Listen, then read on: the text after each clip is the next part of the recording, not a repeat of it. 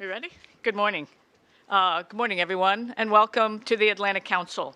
I'm Jane Lute, and I'm the Chief Executive Officer of the Center for Internet Security and a member of the Board of Directors at the Atlantic Council here as well. I couldn't be more pleased to welcome you, especially the stalwart number of you who braved the weather today to meet with Admiral Mike Rogers from U.S. Cyber Command and the National Security Agency, who will speak to us about an issue I know that's on the hot list of everyone's conversation, cybersecurity. Today's event is part of one of the Council's flagship series called the Commander Series, which is generously sponsored by the Council's great longtime partner, Saab North America, represented today by its head of communications, John Bellinger. Thanks, John, for being here and for your forthcoming introduction. The event today is hosted by the Brent Scowcroft Center on International Security, and we'll be tweeting today's event at AC Scowcroft. I've known General Scowcroft and consider myself a student of his for a very long time. I wonder if he ever conceived of himself as a tweeting platform, but he is. Admiral Rogers today will join a great list of speakers, which included recently General Mark Welsh, Chief of Staff of the Air Force, Admiral William Gortney, the Commander of Northern Command and NORAD, General John Kelly, Commander of Southcom, and on February 11th, we will host General Robert Neller, the new Commandant of the Marine Corps. The Scowcroft Center has amassed an impressive body of work on cyber statecraft and cybersecurity in its Cyber Statecraft Initiative. The initiative's focus is on international cooperation, conflict, and competition in cyberspace. And Jay Healy, who is here, played a key role in getting the Cyber Statecraft Initiative up and running, among others. It places a particular emphasis on the new field of cyber statecraft as it relates particularly to the traditional fields of national security and international relations. As such, the initiative has issued two important recent reports on cyber risk. The first one that warns of a potential mega loss in confidence in the internet, termed a Lehman moment for cyberspace. It's worth discussing. And the second report showing quantitatively for the first time that developed economies already face disproportionate cyber costs on an annual basis compared with cyber benefits, despite longer-term economic gains. The initiative has also done great work on smart homes, related technologies, including voting and in the medical field, and in the risks of further connecting all these devices to the internet. Everyone is concerned about privacy today in cyberspace, and so we're learning more and more not to talk as much as we used to. Your devices are talking about you, whether you know it or not. We believe in work along these lines is important, due to the Internet of Things, where billions of devices and trillions of connections are happening every day. And by 2020, some estimate that 50 billion devices will be connected online. I think that number is low. We feel we need to think through thoroughly the benefits and risks of this important global development. All of this, we believe, helps inform prominent leaders like Admiral Rogers in their important work. In my view, the three critical questions associated with cybersecurity have not been answered yet. Question one, how do we architect systems we can trust from components we can't? Question number two, how do we ensure the integrity of our information and our identities in an open internet? And question three, what will the role of government be? While Admiral Rogers' comments will be focused more on the role of Cyber Command and NSA, I'm sure he'll touch on the vulnerabilities of the internet and what we're doing to safeguard against them. With that, I'm delighted to welcome you all here to the Atlantic Council for the first Commander Series event of the year. And please note again, as I mentioned, we're live tweeting this event from at AC Events Live and using hashtag AC Defense. Now I'd like to bring up Saab North America's head of communications, Atlantic, great friend of the Council, John Bellinger. Thank you very much.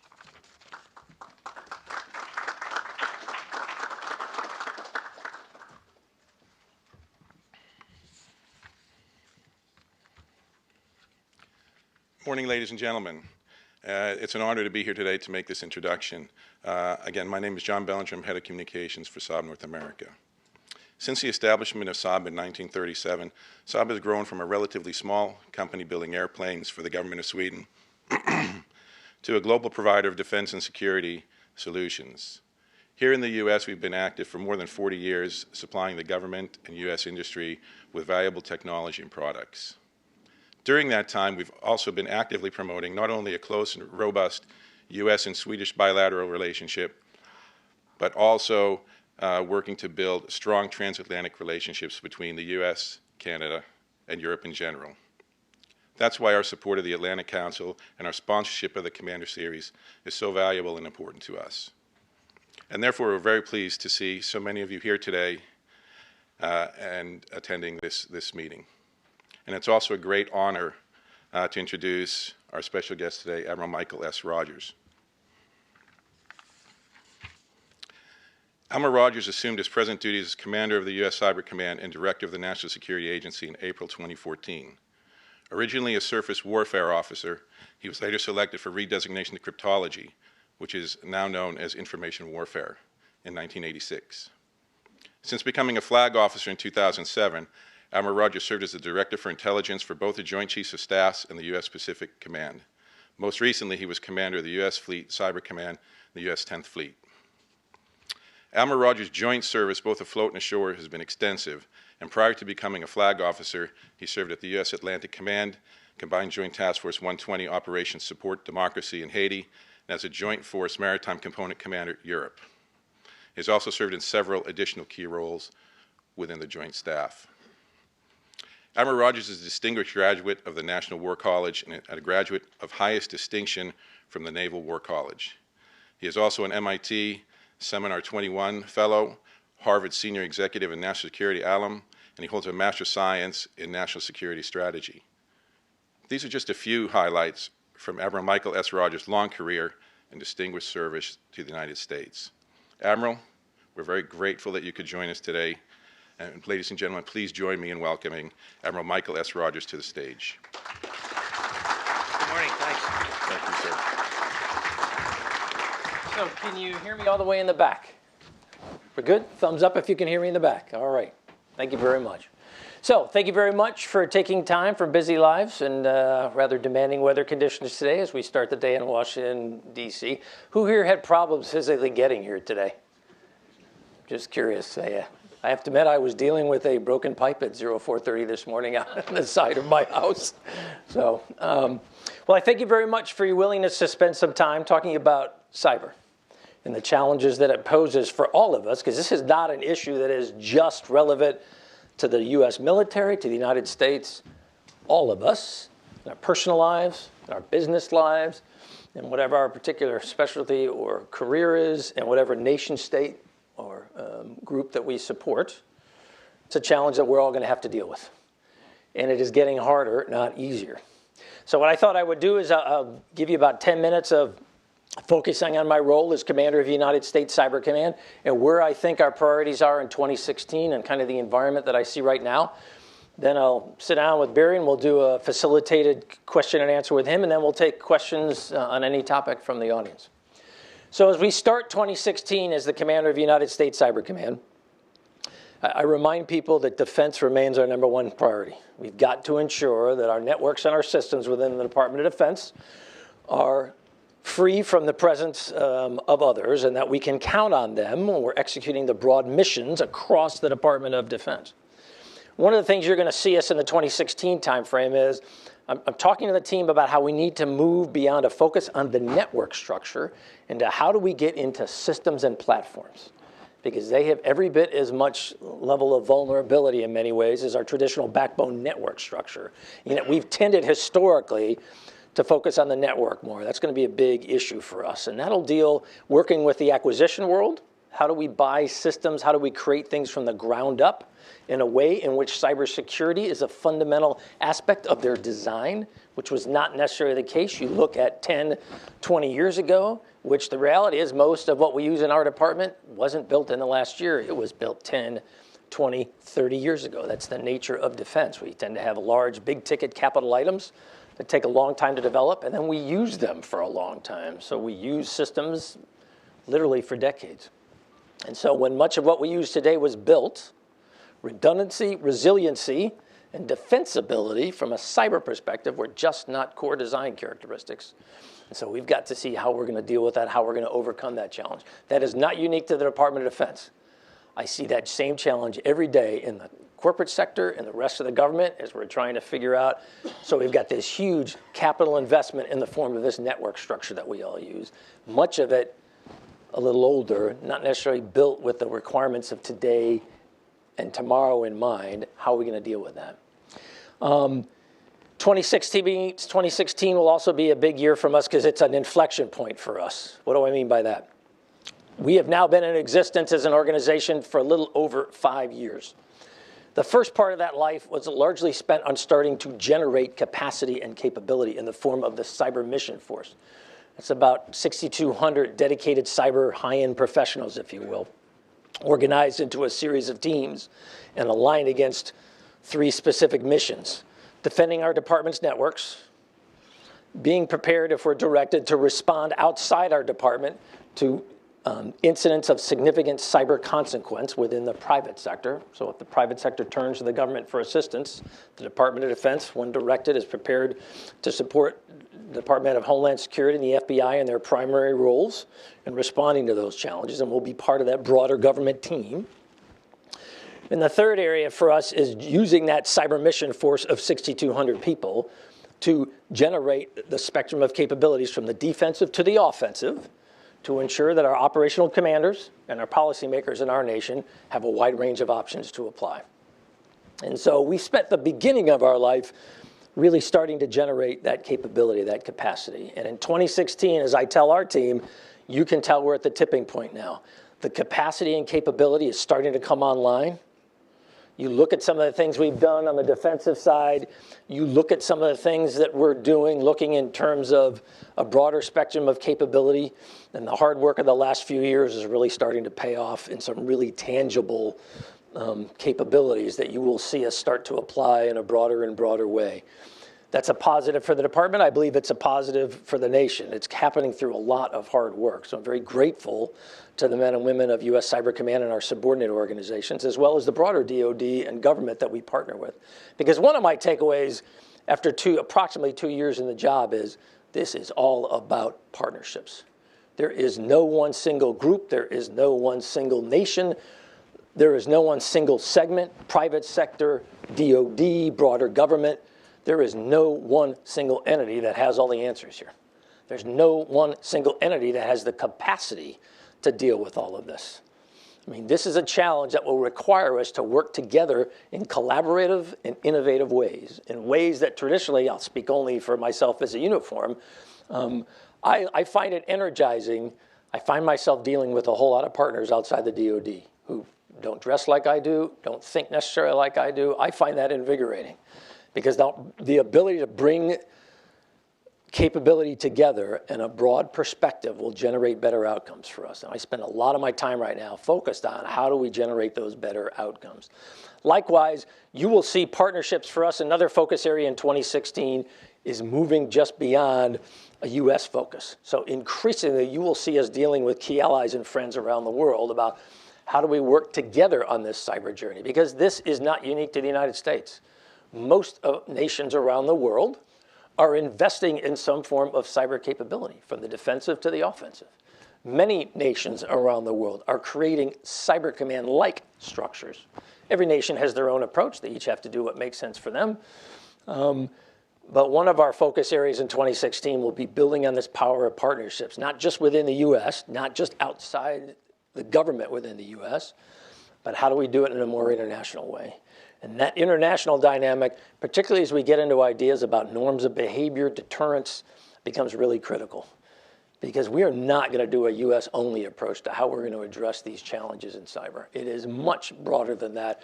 It is much more foundational to all of us in that.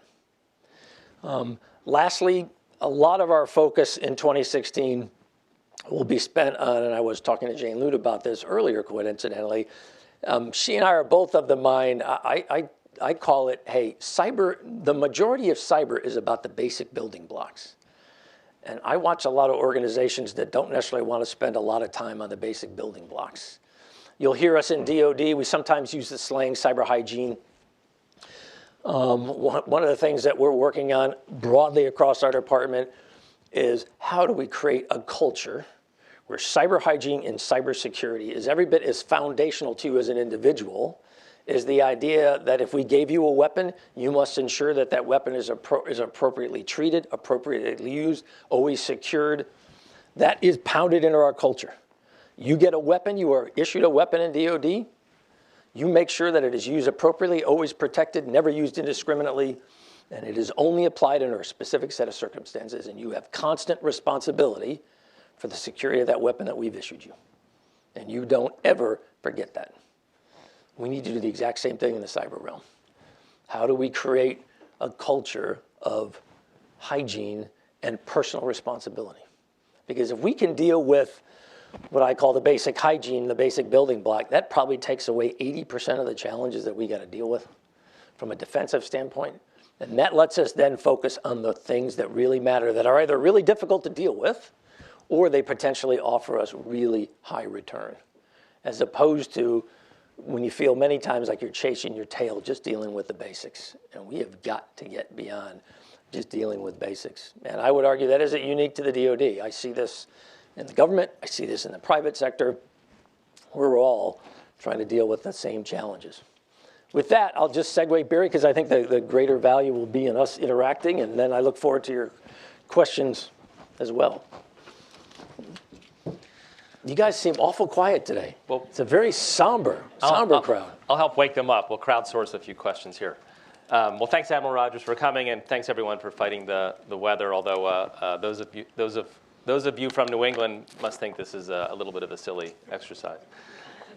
Anyway, found your remarks really interesting and really helpful, especially your emphasis on partnerships. And how our cyber capabilities have grown over the years, and they're now starting to pay off.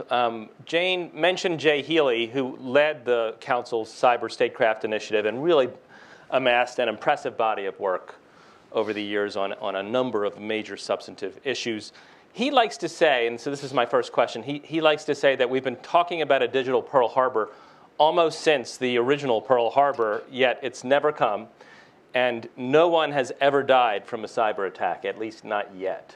And so how do you think the American people should think about all of these sort of dire warnings from former Secretary of Defense Panetta and others that we're going to have a digital Pearl Harbor any second and we better prepare? I mean, how should they think about it? Well, the first time I remember, the analogy of Pearl Harbor to me means bolt out of the blue, total surprise. And we're waking up one day going, how did the Pacific Fleet wind up at the majority of the Pacific Fleet on December the 7th, 1941, wind up on the bottom of Pearl Harbor?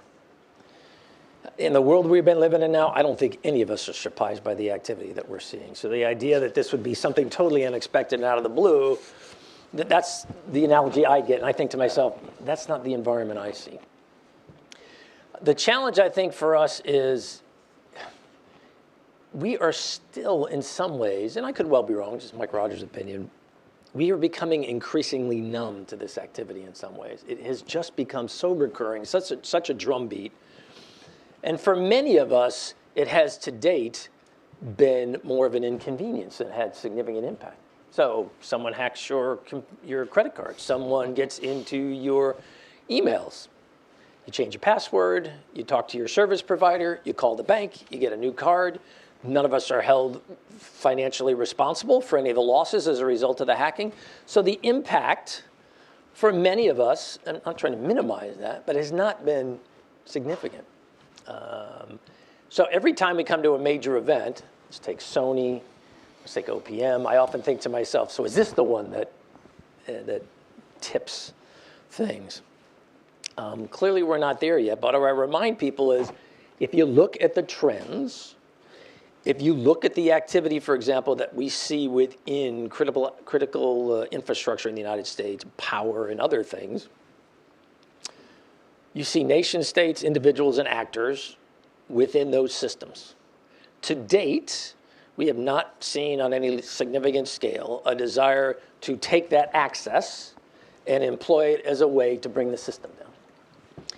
But what happens when that changes? Because as a military, I'm always thought about threat as a combination of capability and intent. I'm watching capability where I go, wow, if the intent were to change, we'd have some real challenges here. And intent can change very quickly. So I just encourage people, because you've been hearing this concern about this challenge for several years now, and yet it doesn't necessarily seem to have dramatically impacted your everyday life. I would urge us not to draw the conclusion, hey, well, there's nothing here I think we really need to worry about. Hey, this will just deal with itself. It's no big deal. I would argue it's going to get worse before it gets better. And the very technical foundations of the world that we are moving into, with the Internet of Things and the increased connectivity, is just going to exacerbate this challenge. I mean, you look at our cars, for example. Hey, when I was a young adult, a car was an autonomous mechanical device in which the only thing it had that received something from the outside world was the form of a radio, which was a one-way receive-only device, and it was mechanical, largely operated by me, the user. You look at the automobiles of today, it is a digital and mechanical device with a plethora of software programs that conduct a variety of operations that enable you to drive that car. And many of those software programs are constantly communicating with the outside world in ways that, as users, totally oblivious to us. Most of us just don't have any understanding of it. And the automobile, to me, is a microcosm of the broader challenges that we're going to be dealing with.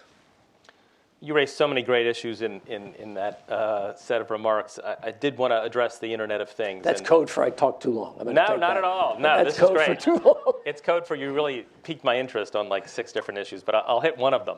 So you mentioned the Internet of Things. You mentioned automobiles. We know that a Jeep was hacked under controlled circumstances, but a Jeep was hacked from a remote location. I think it was sometime within the last 6 months. So with the hacker being able to control the speed, the brakes, the direction, and a number of other kind of important aspects of how one operates an automobile. So this Internet of Things where vehicles, thermostats, what have you, refrigerators, more serious things, is coming quickly. And the estimates are 50 billion devices being hooked up to the Internet by 2020. So this is a vast exponential change in the topography of cyberspace as we know it. And I imagine it vastly multiplies the points of entry, the possible security breaches, the disruptions that malevolent actors, if they so choose, could cause to our society, to our economy, to our security. And so I wonder, this must be a major issue on your mind. How do you see the Internet of Things changing the domain? How do you see your role as it changes, and that of the government broadly? How are we going to protect against these pretty significant new sets of vulnerabilities, even as we're still trying to get a handle on the old ones? So it's a double-edged sword. For all of us as users, great increases in the quality of our life. None of us want to walk away from any of that. These capabilities are enabling us to do things and to do them in places where we never would have thought of before. Mobility. I mean, we take the digital world with us now everywhere we go. We can't spend 30 minutes without. I've read some interesting research based on your age and where the demographic you're in, about how much time you tend to connected with the web and where you tend to do it. There's some interesting implications there for how, for example, and I apologize, I'm riffing on you a little bit, but how you create a workforce. The people that we're hiring today, and hey, I have 2 sons who are in their 20s, one of whom is a naval officer who rails at the idea, for example, of how I can't have access to my device whenever I want it, wherever I want it. And I'm going, there are some definite operational implications to this. There's reasons why we don't allow you to take devices into certain areas, and yet in the workforce we're hiring, one of their greatest concerns when we'll ask, so what shapes your decision about how long you stay with an organization? What's attractive about an organization? Digital freedom is a significant issue for them. Hey, I want to be able to get on the web wherever I am, no matter what I'm doing. To go back to your original question, though, about, so given this increased interconnectivity, given this increased apertures of exposure, if you will, how are we going to try to make ourselves more defensible? The first comment I would make is recognition is the first step. So I've heard some who would argue, well, the answer is to walk away from this. And my attitude is we are not going to do that as a society, as a world.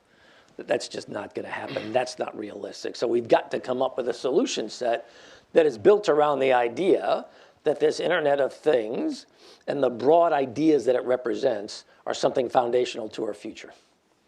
That's a little bit like encryption to me. Hey, encryption is foundational to the future. So spending time arguing about, hey, encryption is bad and we ought to do away with it, that's a waste of time to me. Encryption is foundational to the future. So what we got to ask ourselves is, given that foundation, what's the best way for us to deal with it? Then how do we meet those very legitimate concerns from multiple perspectives? Because one of the, we got an interesting confluence of events coming together for us as a society and as a world right now. Technology is creating capabilities that have only been the dream for most of us as a society. That's a great thing. Our ability to talk, to move information has never been better. The ability to harness the power of technology for economic development, for education, to bring us closer together as a world, to make sure we're all more well-informed, has never been higher. It has revolutionized our world in a way that most of us don't even recognize because we've been living with it every day. At the same time, that technology also represents potential vulnerability. And there are people out there who exploit that vulnerability, some for very good reasons, others for not so good reasons. That isn't going to go away. The broad threat we're dealing with right now, whether it's largely at the moment, I would argue, embodied in the non-nation state actors in the form of ISIL and Al-Qaeda, who I think increasingly are going to see technology as a component of their strategy. That is a troublesome development for us. And we've got to figure out how we're going to deal with it. And this is all happening in a context in which, I'll speak only for the United States, but again, I like to be very honest and direct with people. We're doing this, all this is happening in a context in which the government is largely increasingly distrusted, in which concerns about privacy have never been higher. And we're all trying, so given that big kettle, how do we make all of that work? That is not an insignificant challenge for us. And I would tell you, both as the director of NSA, to a lesser extent the commander of Cyber Command, but as a director of NSA in particular, that trying to get all those things right, to balance all of that, realizing it isn't about one or the other. I'm not a person who argues, well, the right answer is the imperative is security and that ought to drive everything. Likewise, I'm not a person who says the imperative has got to be privacy and that ought to drive everything.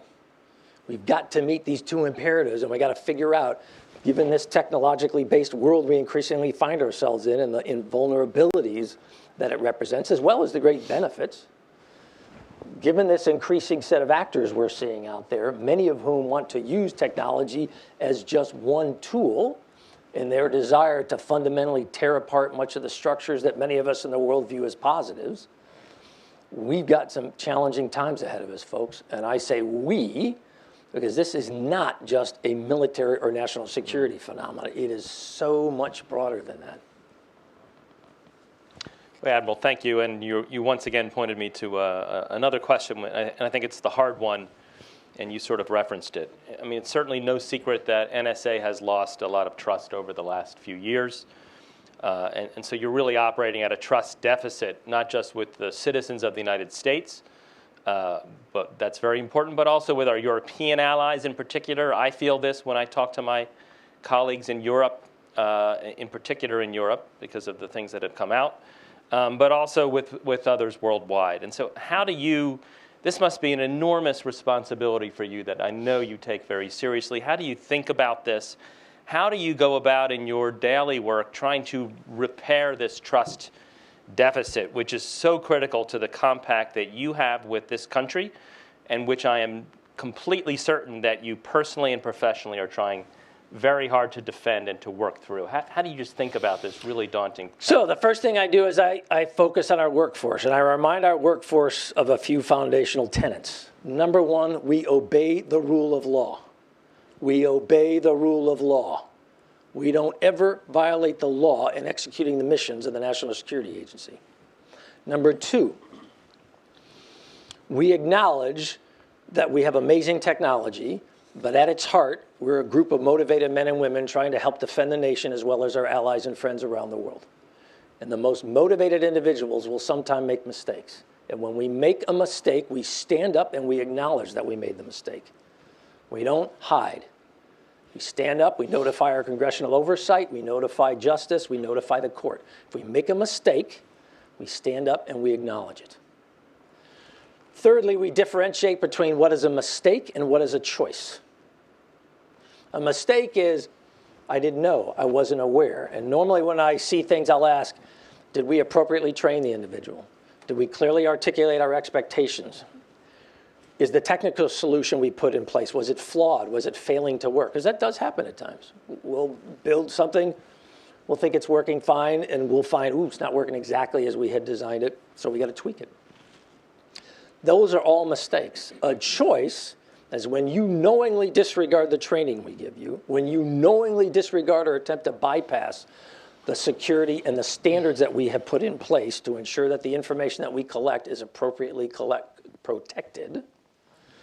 When you make a choice to disregard all of that, then I, as a leader, will hold you accountable. And I will hold myself as the director accountable to the exact same standard.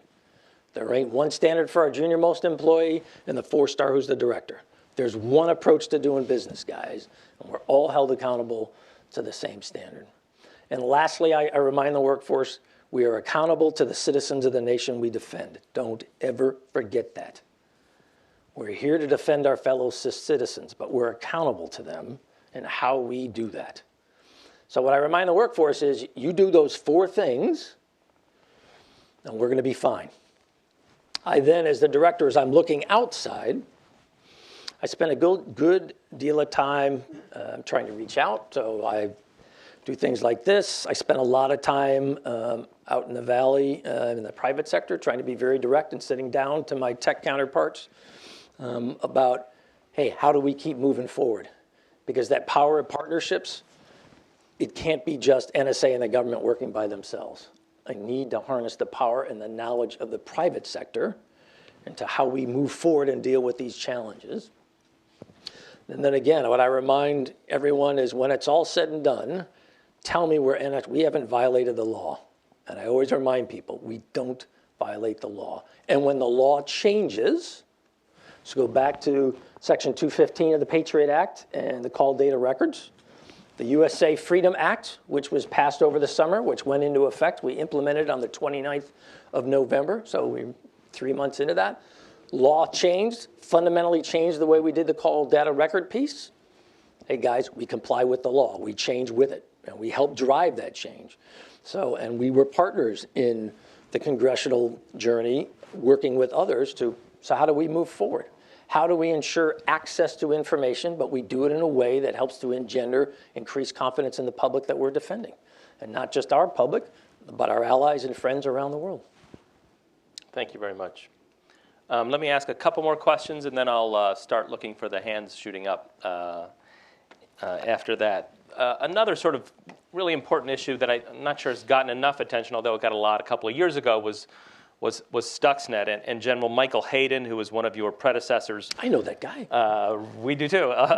Really impressed me. I think it was at the Munich Security Conference a couple of years ago when he said that the deployment of Stuxnet by the U.S. really launched a new age of warfare, in that it was the first use of what's called an autonomous weapon, which is a weapon that is programmed and then let loose to seek out its own targets for days, weeks, months, what have you, and that sort of is the key parameter of why it's called autonomous. What's your view of his assessment of this new age of warfare? How should we think about autonomous weapons? What does it mean for the future of cyber conflict? Because we might have been the first ones to use it, but certainly many others will be using those capabilities very soon. So I'm not going to talk about the specifics of media reporting and what we did or what we didn't do. I would just say in broad terms, autonomy is an increasing aspect of the world around us. You're going to see this in vehicles. I would argue that's the place where it really had the greatest impact day to day early on for most of us. You'll see this in vehicles. You're already seeing this now in drones, as we start to potentially look towards artificial intelligence over time. The concept of autonomy is something that's going to be increasingly relevant to the future, and it's not something that's going to go away. This is not a short-term phenomenon to me. I think many nations around the world are attempting to develop capabilities that provide a range of options, not just in the kinetic world, if you will, but also in the non-kinetic world. I think that's a given for the future. I don't think we're going to change that. I think we need to be ready to deal with that world, both defensively, to be ready to respond to it, as well as ensuring that we likewise have a set of capabilities that we can employ. Although, again, I remind people, whether it's cyber and a software program or whether it's kinetic and a 2,000-pound bomb, there is a legal framework for the application of force. And we will ensure, speaking for DOD, we will ensure that even as we develop capabilities, their employment is strictly governed within a legal framework. That's no different in the kinetic world when we drop a piece of ordnance, as we're doing today in Syria and Iraq, or were we to employ this within the cyber, a kind of capability in the cyber arena. I mean, one of the things I worry about, and we do quite a bit of work on algorithms, on robotics, and on autonomous capabilities here, is things that could easily go wrong. Other countries program these capabilities, and something goes wrong. We've had autonomous problems, so to speak, on Wall Street. Rumor of a president, rumor of a bomb at the White House, and the stock market drops pretty precipitously. And I think it will create more disruption. And I don't know, is that a particular focus of your portfolio or your attention, or is it just one of many very challenging I would things? argue it's one of many challenges, though I will say this. One of the things I'm talking to the team about is you cannot scale the human capital piece of cyber to meet the challenge set. It's just too broad, and the answer is not an industrial scale model. Go back to the 20th century and the 19th century, where you just throw people at this problem. It just won't scale well. And so one of the challenges is, how do you get autonomy or automation, if you will? Automation probably is a better word choice. How do you automate some functions where there's an acceptable level of risk not having an individual in the process? And how do you decide to focus your really most significant human capital on the really hard problems where thought, variance, creativity become really key? Where right now, in large measure, autonomy is not ready to step in and do that. And in some cases, nor would you want it to, where the price of getting it wrong is just so high, you'd say, hey, look, I want a man or woman in the loop. We need a human dimension. It needs to be a particular calculus put in place. So like many, I'm trying to find that right balance. I'm trying to figure out, how do we automate some of the things we do now so I can free people to really be applied where they generate the greatest value, the greatest impact? Great. Let me ask one more question, then I'll go out to the audience, because you raised the talent question, and I've been made aware of something called the United States Digital Service, which harnesses private sector talent to help with best practices in the government, largely for other parts of the government. But have you given any thought to how do your organizations benefit from a similar service in cybersecurity outside the traditional structures? So we're partnering with the digital side on a couple things, because I'm a big fan of, again, think out of the box. We got to look at doing things differently. One of the things I'm interested in, and this is true for both U.S. Cyber Command, a very traditional operational DOD entity, as well as NSA, a DOD intelligence-focused organization, although people forget, NSA has two primary missions. One's foreign intelligence, the use of signals intelligence against foreign intelligence targets. The second, and the one that is really growing in scale, is our information assurance mission, where we take our cyber capacity and capability that we've always done within the Department of Defense, but increasingly we're called on to partner with DHS and the FBI and apply it more broadly, both across the government as well as the private sector. I mean, I never thought, as the director of NSA, for example, I'd be dealing with a motion picture company about cybersecurity in the aftermath of Sony in November of 2014, when I'm sitting at a Thanksgiving dinner with my family, and I get a call from my team, hey, sir, there's an issue on the West Coast, and FBI is asking us if we can partner together. So that's kind of foundational to the future. So the traditional model within the government, I'll speak only for Cyber Command and particularly for NSA. The positive side for NSA is, for example, and I'll focus on that particularly, our retention is phenomenal. In 2015, our overall retention was 96.7%. I mean, lost less than 5% of our, 3% of our workforce left. And that includes people who just decided they wanted to go do something else, to include people who've been with us for 30 or 40 years and just decide I'm ready to retire and go do something else. So unlike my tech sector friends, because I had this conversation with them, because I asked them, hey, we're all trying to go after the same people. We're all trying to generate a technically agile workforce. What works for you guys? They're somewhat amazed when I tell them, so our model is you stay with us a long time. And yet the way that we can stay technically proficient on the cutting edge is we like to build teams where we bring together both those who are very experienced and been with us a long time with very junior people who are just joining the organization, who come at it with a very different perspective sometimes.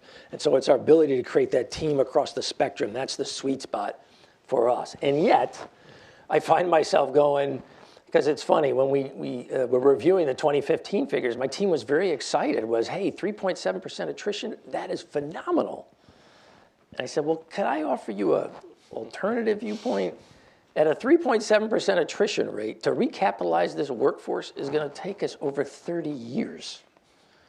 How do you make sure that we maintain our agility, our technical proficiency, and our expertise across a broad set of problem sets if we're only bringing 3% of the workforce in a year? And even if you look at the high-end STEM people, our computer scientists, our mathematicians, attrition for them last year was under 10%.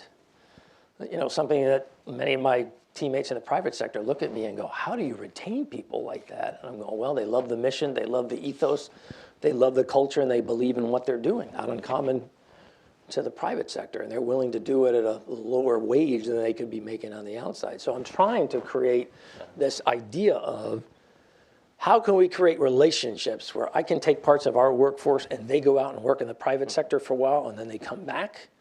And how can we bring in people from the private sector who would work with us for a year or two?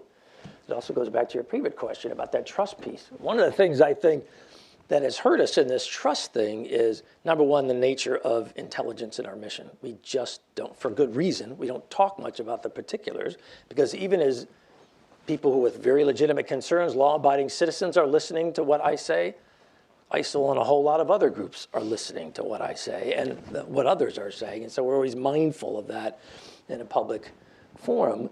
But one of the things that strikes me is our cultures don't understand each other.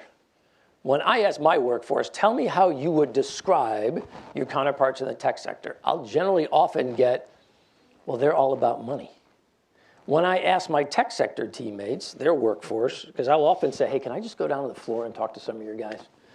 I'll get, well, you're the workforce that we didn't want to hire. I'll say, interesting. To my team, I tell them, the tech sector's image of themselves is they are harnessing the power of technology to change the world for good. I said, what is wrong with that? That's something we all would want to emulate. That's their image. It's not about money. Money's a byproduct of that. They certainly acknowledge that, but that's not what shapes most. They view technology as a way to drive the world for the better. That's a good thing for us. At the same time, I often kid with my friends in the tech sector, so we're the workforce you didn't hire. Can you tell me why you're recruiting us like there's no tomorrow and why you're hiring us? Where you're one of the biggest reasons within that smaller number that we tend to lose, you're one of the reasons why I tend to lose them, because you're actively recruiting and you're offering wages that, quite frankly, as a government guy, I'm just never going to be able to beat. Great. Well, thank you. That's a really rich answer and a very impressive sounding program. We have a couple questions. Let me go to General Wald first, and then we'll continue with others. Thank you. Hey, sir. How you doing?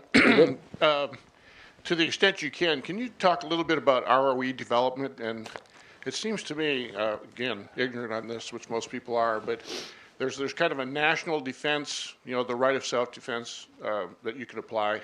And then there's the international kind of mode. Can you talk about how these are evolving and where you see it? So ROE, rules of engagement, that's the series of approvals or authorities that we have in place within the department and more broadly about, in some ways, how we employ force and how we respond to actions in the world around us. And ROE helps a commander understand how can I respond, how far can I go, what's authorized, what's not authorized, what's within my authority, or what must I go and ask someone else, a higher headquarters generally, for permission to do. We're working our way through the exact same thing in the cyber arena about what is within a unit commander's ability to respond versus where do I need to go ask for permission from a higher headquarters. And that happens at a tactical level, it happens at my level. And we're spending a lot of time focused on it. The kind of bedrock principle in the traditional kinetic world that we're used to, dropping bombs, is the inherent right of self-defense. You always have the right to respond in a way that ensures the safety and well-being of your people in response to an attack against you. But you can't use that as a vehicle to accelerate or increase. It's purely self-defense. It's not apply greater harm to the adversary. It's purely to defend yourself. We're working our way through the process about how might we come up with those same kinds of standards, they're all in writing. These are all written down, they're rules, as General Wald and those of us in the DoD culture know. It is pounded into you from the lowest tactical level to the senior-most tactical level, understanding just what the rules are. And for every major operation, we spend lots of time defining exactly what those rules are. So we're working our way through it on the cyber side now. We've come to a pretty good consensus on the defensive side. What is our ability to respond, right of self-defense, defensively, where I think we still are working our way through it with a little bit more work that we still got to do is the offensive application, if you will, not in response to a threat, but an application of force. And that's an area we're still working our way through, to be honest. But we do know whatever construct we come with will fit within this lawful framework that we use for the law of armed conflict and the application of force in the more traditional or kinetic domains. How do you apply that? I just have to do a quick follow-up because it's on people's minds. I mean, how do you apply that kind of concept to the OPM hack, for example? I mean, what kind of, ROE almost doesn't fit with that whole concept. I was about to say, now, rules of engagement is a construct that's did deterrence break down, though? I mean, that was a pretty massive breach by China. And when you talk about safety and well-being, I mean, millions of very sensitive information. It's a spy's dream. I mean, it's a spy's career's dream. Yet, not sure if the sort of response to date has been commensurate with that damage. That's different than ROE to me. Yeah, that starts to get more into the idea of what's acceptable, what's not acceptable, what's within established norms, if we will. Now, look, we certainly acknowledge every nation around the world uses capabilities within its means to try to better understand the world around it. Hey, we call that spying and espionage. Literally, every nation in the world around it does that. Now, my comment would be, if it helps us generate greater understanding of the world around us and the actions and thoughts of the parties we're dealing with, in broad terms, that's a positive for nations. It's a positive for the broader world. What OPM addresses in some ways is, so as we bring this cyber capability, as you bring the importance of data, what OPM in some ways shows, although you could have said the same thing from the Anthem health insurance hack from the summer before, data is increasingly a commodity of value all on its own. If you go back 5-10 years ago, I remember discussions where we thought, there's just so much data here, no one could put it all together. Its very size makes it very difficult for an adversary to generate knowledge or understanding out of. And yet you look at the power of big data analytics now, whether that be in the private sector, helping to understand patterns of behavior to generate tailored advertising, whether you look at it from an intelligence perspective, where we use the power of big data analytics to try to understand large masses of data to look for the analytic trends that help us understand what's going on. Big data analytics are now available at such a level that suddenly now data becomes increasingly attractive to a whole larger group of actors out there.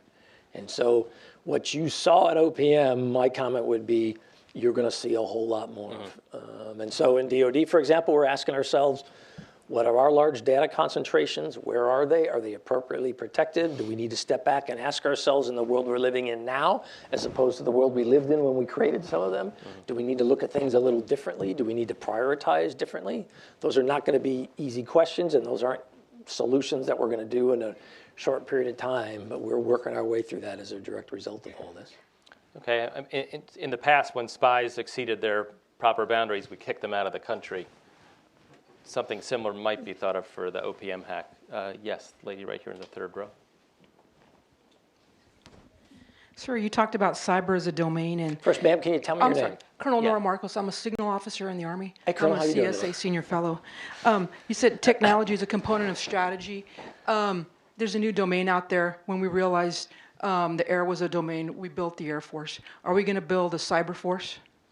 Well, we have a cyber force. As its own Right, now generally service. what people say, and you hear some, I mean, Admiral Stavridis, a good friend of mine, he and I have talked about this before. You have some advocating, is cyber so different, so specialized, so unique, so not well understood that it requires a very centralized, focused, unique construct to how we generate capacity and knowledge in it? There are some who make that argument. I'm not one of those. It reminds me, again, a big fan of history. I remember early in my career, we had a similar discussion when it came to special operating forces in the aftermath of the failed rescue attempt in Iran. And we said to ourselves, boy, is SOF so unique, so specialized, requires such an investment in training, and is so not well understood by traditional conventional commanders, that the only way to ensure its long-term well-being and the generation of the capacity and capabilities we need is the best thing to create a soft service. And we spent years debating that. We ultimately came to the conclusion, no. My view right now is, that could change over time, but my view right now is cyber exists in a broader context. You've got to understand the broader context. And I watch maritime professionals, ground professionals, air professionals, as they take that experience and knowledge they have in those domains and we apply it in cyber, we're so much more effective and efficient than if they didn't know any of that and it was just all about cyber. I'm constantly pounding on my team about cyber doesn't exist in a vacuum. You've got to understand the broader context, and you got to understand how it interrelates with all the other domains. And if we become very tunnel visioned about it, I'm concerned that one of the trade-offs will be incredibly technically proficient, but we won't necessarily have the broad strategic aperture that I think we need, because it's a combination of both, if you will. It's not one or the other. Let me go to the back, the gentleman right there. If you can identify yourself when the microphone gets to you. Hi, Admiral. I'm Tim Rideout. I'm a fellow at the German Marshall Fund. Hey, Tim. Trying to help think through some of the tough challenges, as it were. And I know this stuff is really sensitive, but I'm trying to think in terms of worst case scenarios, significant consequence. If it's something like the electric grid or the financial system or something like that, and say the battlefield has been prepared, the hackers have gotten in, they've laid the groundwork. Who controls the switch? Who initiates the attack sequence whether it's a state or a non-state actor? Can that be easily transferred to a non-state actor? Is it easily traceable? I'm thinking in terms of, deterrence and identifying who the culprit is. This is some of the things that I'm thinking about. I assume others are as well. So attribution, which is the idea of, so you can identify or attribute where the attack or where the event originated, who directed it, how it was executed, where it was done. We've made great strides in attribution. If you take the DPRK issue with Sony, for example, that one was not a difficult one. On the other hand, You are now watching nation states, some nation states attempt to obscure their activities by creating relationships with non-state actors, partnerships, I believe is a way, in part, to attempt to obscure this idea of attribution, our ability to tell policymakers, here's where it came from, here's the actor, here's who we need to hold accountable. Because much of our policy response springs from a fundamental idea of we are confident as to who did this. When you don't have that, it certainly makes the policy side much more difficult. And so we spend great amounts of time within the government working on ensuring we have the tradecraft to identify who does. But this is one of those things where we do one thing, the actor changes, we have to change. And so you're watching actors out there change their behaviors, change their tactics and techniques, create new relationships. This is a cycle that just keeps changing. And I don't see that going away anytime soon. And it's so variable. I apologize. I just can't give you a real simple black or white answer. Great. I think Jay Healy had a question. Hey, Here Jay. comes the microphone.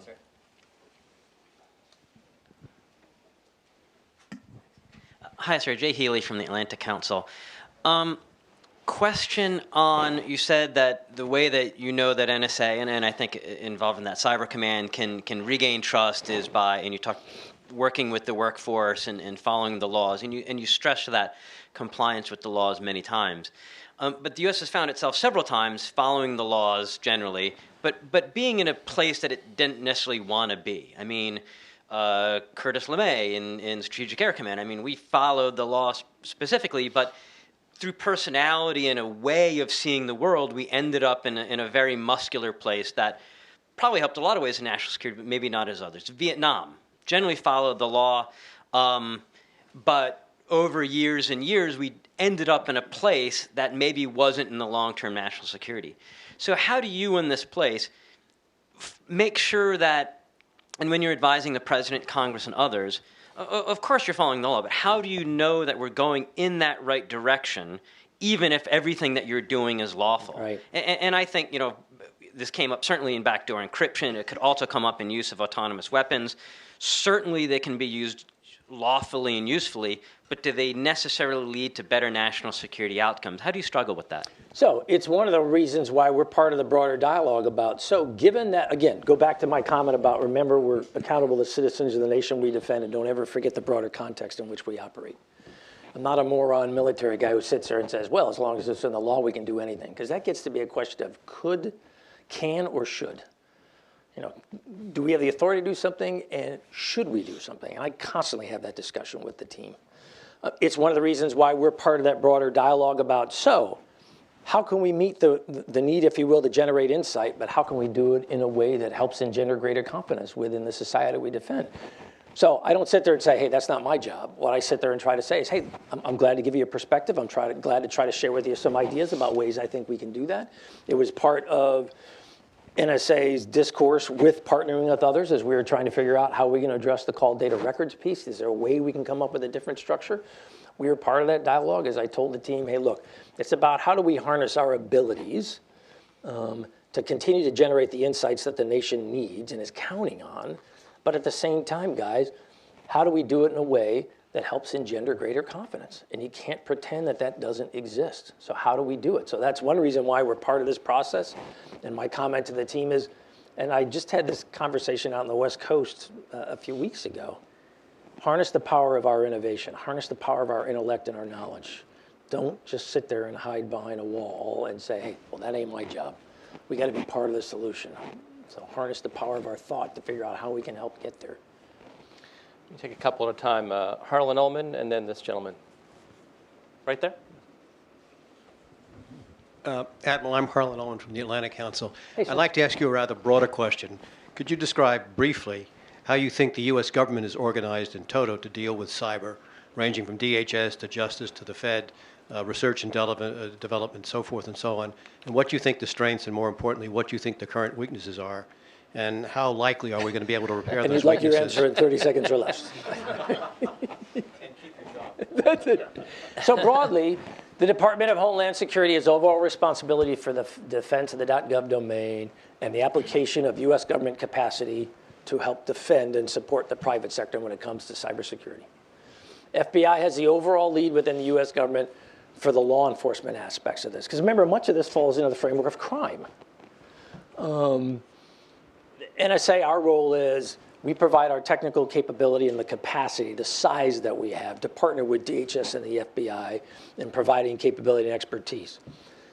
We have tried broadly as a government dealing with a private sector to take a sector-like approach to how we do this. Because what we found is sectors tend to have common structures, common problems, and a common focus. So rather than just put 100 different 1,000 private companies together, we've tried to say, let's organize the financial sector versus let's organize transportation. And we've done that with 16 different segments across the private sector. Where I think the fundamental structure, I think, is sound. The challenges I find are in the following areas. In the .gov domain, right now, we generally leave it up to each department to be responsible for their own. And I think experience is telling us, given the scope of the challenge here, perhaps do we need to step back and ask ourselves, how can we marshal capability in a way that enables us to focus it across individual departments? So that's an ongoing topic of discussion, and I look forward to seeing how that all plays out. We also need, as I said originally, we need to talk about this idea of accountability and responsibility. One of the things that I think is very powerful about DoD is we created an operational structure for the defense of our networks and have empowered an organization and individual to take what steps are necessary to defend that network. So I have the authority within the Department of Defense, and it's not something I take lightly or that I would just do on a whim. But if I decide that there's a broader threat to the department, I have the authority to take down any network within the department. And in at least 2 instances now, I have done that. That is not the case in any other, there's no other kind of, and I'm trying to argue, it's not about me, it's the idea of one of the comments I keep making is it's about accountability, it's about speed. You can't do that if you don't ultimately have a belly button that you hold accountable and that you're also empowering to do what is necessary. And I'm the first to admit, one of those things about accountability, so Rogers, you get it wrong, you will be held personally accountable for the professional choices you made. That's the culture I've lived in as a uniform my whole life. I'm comfortable with that. I think we need to ask ourselves, how do we do that more broadly? This idea of accountability and also agility and the fact that we can do things at speed. The other thing I would argue, and we've got cyber legislation just passed, so one of our focus areas is partnering with others to try to make that a reality in terms of the execution. But we have got to do a better job about making it easier for the private sector to deal with the government. It is, if you're on the outside looking at us, as I tell my peers, we are so complex. So who am I supposed to come to? Should I go to FBI because I think this is a legal issue, but I'm in a sector that has a relationship with a cabinet like Treasury and the financial piece? Do I go to DHS because DHS also is involved in the sector approach? Do I hire a private company? What do you guys want me to do? We've got to sit down and have a much more specific dialogue more broadly with each other about, hey, get down to execution level detail, not these broad, but how are we actually going to do this? Sir, Mike Marshall from Deloitte. Hey, Mike. Hi. Sir, with NSA having dealt with the Snowden event, what lessons learned, best practices around insider threat could you share for other agencies and for industry? So it's a sad comment, but you find yourself in a world where commitments, non-disclosure agreements that simply don't have the same value that apparently they once did, or the same set of responsibility. Because what I remind our employees is, look, you should not, nor would I ever ask you to, accept anything that is illegal, immoral, or unethical. And if you observe activity that you believe is illegal, immoral, or unethical, then I expect you, folks, I expect you to raise that. That's part of being a professional. That's the code as a uniform I've lived my entire life under, my adult life. Hey, when you see something that is illegal, immoral, unethical, it's drummed into us culturally. You have a responsibility to stand up and point this out and to raise this. So that's the first comment I make. The second comment I make is, and it's a big tug a little bit, step back. One of the criticisms was, boy, your information was awful open, and boy, you sure allowed a lot of people to look at different things. And I remind people, so step back. Remember that 9/11 event? Read the results of the 9/11 Commission. What did the 9/11 Commission tell the intelligence structure in the government? Boy, you guys have a lot of information, but you don't make it accessible enough, and you don't allow people from multiple organizations to take a look at that data so they can connect the dots. So in the post-9/11 environment, we have, by design, built a structure within the intelligence world that's designed to facilitate the sharing of information in a much larger way than we had done previously. I still think that broadly, that's the right answer. And so some who would argue with me, boy, the answer is you got to shut everything down. I'm like, yeah. But there is an implication from it all about we need to be more aggressive, both, sadly, in how we manage our information, but also in how we watch what our workforce is doing in a way that, quite frankly, we would not have done before. But that's something that's changing, which I'll finish, apologize, I know there's lots of questions. For the workforce, it's a very double-edged sword, because what the workforce will say to me is, so let me understand this. Because of the actions of one individual, my job is tougher, there's more oversight, you're watching me now in a way that you didn't. Hey, is that fair, is that right? Hey, that makes me uncomfortable. What I remind the workforce is, remember one of the things we all signed up to from the junior most to the senior most? Is because we're given access to this information of incredible sensitivity, because of the imperative to protect this information and ensure it's not shared or given inappropriately to others, we all acknowledge that we're going to be held to a higher standard and we're going to have a greater degree of oversight. And that's the going in position. And if you're not comfortable with that, then you're probably not best aligned with our workforce, because that's one of the foundational tenets for us. It's just part of the agreement.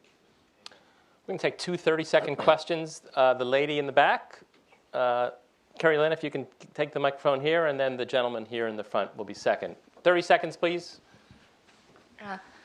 I'm Jagang Chu from Hudson Institute. I work as an intern, and I have a question about, you mentioned that terrorists are using SNS or internet as their component. So I heard that there is an argument that government should censor their acts in cyberspace. So would you mind if I ask your opinion about this? So, I mean, that goes to the heart of the whole American construct. Remember, our nation was founded on the fundamental premise that the power of the state would never be used indiscriminately against its very citizens. That was the driver for this whole thing we called the revolution and the creation of our nation. No government in London was going to tell us what we could do, what we couldn't do. Was going to have the authority to enter our homes at any time they wanted. We fundamentally rejected that premise, and from the very foundations of our government, of our beginnings as a nation, we established about the rights of the individual and how those would not be trampled, if you will, by the government. So it's very foundational to our very construct as a nation. At the same time, we find ourselves in an environment now, and it's not unique. We've had to deal with this phenomenon before. But we find ourselves in an environment now where those who would do harm, who would kill, destroy, tear down the very structures, burn people alive in cages, behead people for videos. I mean, just abhorrent behavior. Who would use that technology and that freedom to spread that ideology and to incite others to engage and apply it. And so as a nation, as a government, we're trying to come to grips with how do we deal with these two imperatives? Now, in some instances, take the exploitation of youth. As a nation, as a society, we have previously come to the conclusion that the exploitation of youth is unacceptable to us as a society. So we've enacted laws that outlaw it, and we filter content, for example, in social media for exploitation of children, because we've decided, even as we acknowledge the freedom of expression and the rights of all of us to express our opinions, we have decided collectively as a society that the exploitation of youth is unacceptable. So one of my questions gets to be, Is there a similar kind of construct when it comes to terrorist exploitation of the information dynamic or information domain? Is, in addition to the legal framework that we have created, is there a social structure that, or agreement, pact that we can come up with that says, hey, look, this is unacceptable to us, and it's not something we're going to allow? It's a very complex topic. As I think some of you are aware, I had a discussion out with tech leaders out on the West Coast 2 weeks ago. I participated in that. This was part of the discussion about how do we find that the right point here so that as a private entity, they're comfortable, as a government, we're comfortable. What can we do collectively together? What can they do within their own authorities, within their own terms of service? There's no single answer here, and I'm very leery about, well, one side's right and one side's wrong. It's about how do we strike this balance, because we got two imperatives and we got to meet both of them. Teensy bit over, but this gentleman's been patient. Very quick question, and then we'll wrap. I'll be quick. Move to the front. That's how impatient you were. That's how move to the front. I'm writing something on the Information Assurance Director. My name's Sean Lingus. I'm a Federal Computer Week magazine reporter. I'm writing something on IAD, so I wanted to get your thoughts. IAD in terms of Information Assurance Directorate at NSA? Yeah. Okay. Yep. You mentioned it was growing. It's still dwarfed by Signals Intelligence Directorate.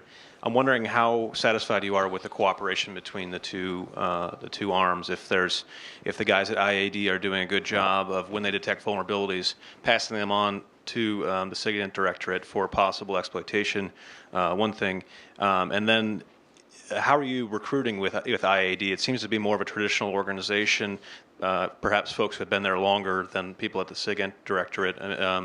How do you make sure you have the talent that you need there? And lastly, is the reorg... This is all one question in 30 seconds. And you get 10 seconds to answer it. You didn't mention the reorg today. How is that going to affect IAD, and when's that coming? Thanks. So let me try to paraphrase what I think I heard and try to relate it in a way that the rest of you can understand or don't work NSA all the time. NSA, as I said, two primary missions, foreign intelligence and information assurance. It has two organizational components that execute those missions, what we call the Signals Intelligence Directorate and the Information Assurance Directorate. The foreign intelligence piece historically at NSA has been larger, and the two historically have tended to be very separate. You also heard a reference to, in the coming weeks, you're going to hear us publicly talking about what we're calling NSA 21, NSA in the 21st century. One of the fundamental premises of NSA 21 is the idea about we have got to integrate much more. That this traditional approach we had, where we created these two amazing cylinders of excellence, and then we built walls of granite between them, really is not the way for us to do business. Every day, when we're dealing with problems, it's about our ability to bring together those two mission sets, foreign intelligence and information assurance, into one team. And the way we do it right now, largely the director, Rogers, is kind of the master integrator. And I've told the team that leads to this. That's bad for us. We got to be flat. We got to be agile. So one of the fundamental tenets you'll see us outline as we try to position NSA for what is the environment I think we're going to see 5-10 years from now, is a much more integrated approach to doing business. I don't like these stovepipes of SID and IAD. I love the expertise, and I love when we work together, but I want the integration to be at a much lower level, much more foundational. So thank you all very, very much for your time. Thank you for coming. Thank you. Great. Really fantastic.